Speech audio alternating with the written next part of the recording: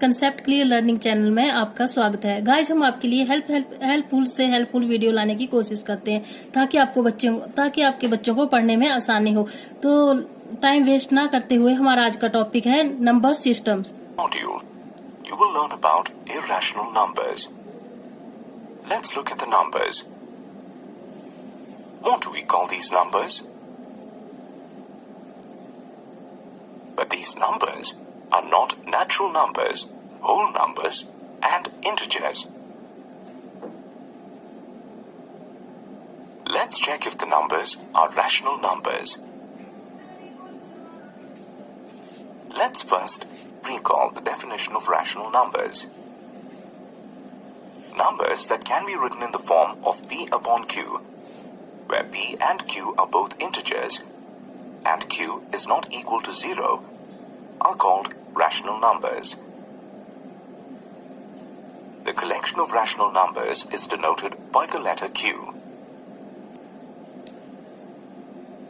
Can these numbers be expressed in the form of P upon Q?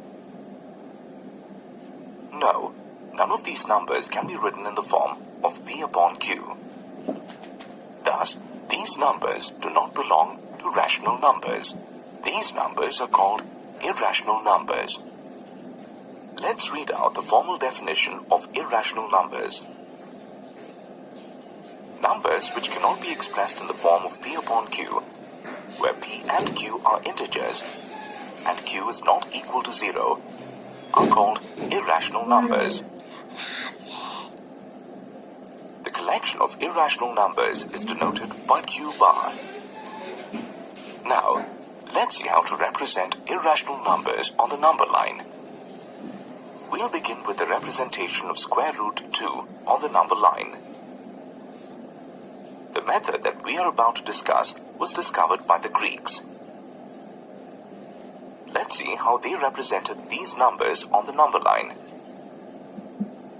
Consider a right-angled triangle OEB. Its base OA and height AB is 1 unit each. Here we need to find the hypotenuse OB. Recall the Pythagoras theorem that states, in a right-angled triangle, the square of the hypotenuse is equal to the sum of the squares of the other two sides. Applying this theorem to triangle OAB, we get this equation. On substituting the values of OA and AB, we get OB square is equal to 2. Therefore, OB is equal to the square root of 2. If we represent OB on the number line, it means we are representing the value of square root of 2. The vertex O of the triangle must coincide with the 0 on the number line. The vertex A will coincide with 1 on the number line. In order to represent the square root of 2 on the number line, mark the length OB with the help of a compass. Then, taking O as the center, we'll draw an arc on the horizontal line. Let's mark the point of intersection of the arc on the number line as C. The distance between O to C is the square root of 2. Hence, point C represents the square root of 2 on the number line. Similarly, we can represent square root of 3 on the number line. Let's see how.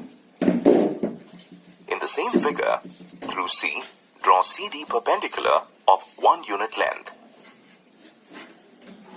Join OD to get right-angled triangle OCD.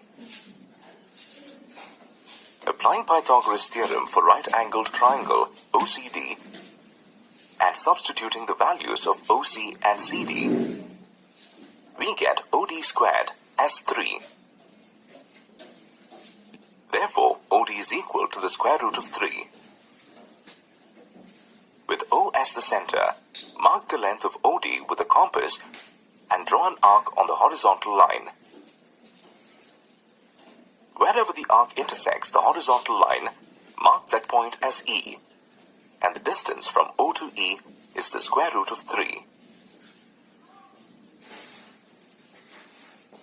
In this module, you learned that a number which cannot be expressed in the form of P upon Q, where P and Q are integers and Q is not equal to 0, is called an irrational number.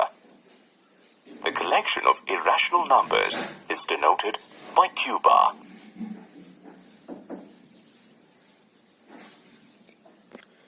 Thank you guys. अगर आपको video अच्छी लगी हो तो please share करना, comment करना और subscribe जरूर करना।